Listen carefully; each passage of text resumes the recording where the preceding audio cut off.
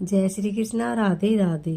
कार्तिक माह में छठ पूजा की कथा। छठ पूजा की कथा सुनने से मिलता है संतान सुख और सौभाग्य का वरदान।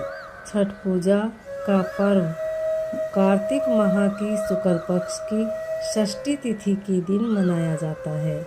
इस दिन भगवान सूर्य देव की पूजा अर्चना की जाती है।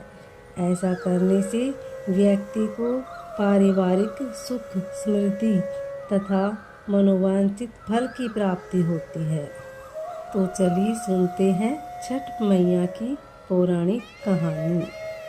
छठ पूजा से संबंधित पौराणिक कथा के अनुसार प्रियव्रत नाम के एक राजा थे।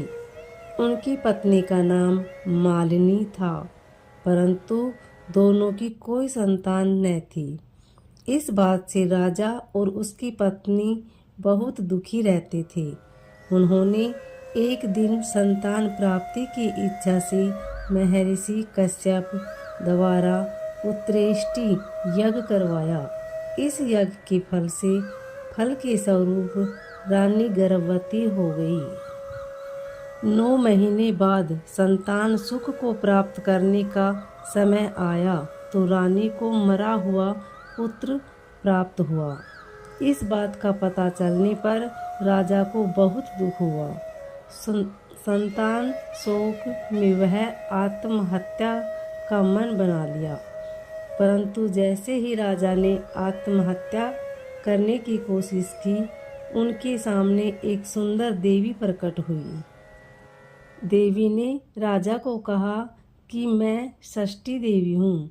मैं लोगों को पुत्र का सौभाग्य प्रदान करती हूँ। इसके अलावा जो सच्चे भाव से मेरी पूजा करता है, मैं उसके सभी प्रकार के मनोरथ को पूर्ण कर देती हूँ। यदि तुम मेरी पूजा करोगे तो मैं तुम्हें पुत्र रत्न प्रदान करूँगी।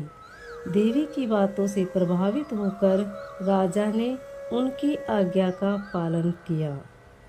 राजा और उनकी पत्नी ने कार्तिक शुक्ल की षष्ठी तिथि के दिन देवी षष्ठी की पूरे विधि विधान से पूजा की। इस पूजा के फलस्वरूप उन्हें एक सुंदर पुत्र रत्न की प्राप्ति हुई।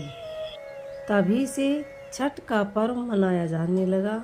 छठ व्रत के संदर्भ में एक अन्य कथा के अनुसार जब पांडव अपना सारा राजपाट जुए में हार गए थे, तब द्रौपदी ने छठ व्रत रखा।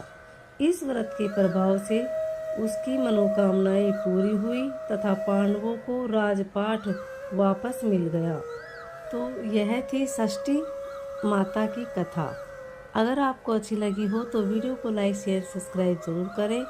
कमेंट में जय षष्ठी माता अवश्य लिखें। धन्यवाद।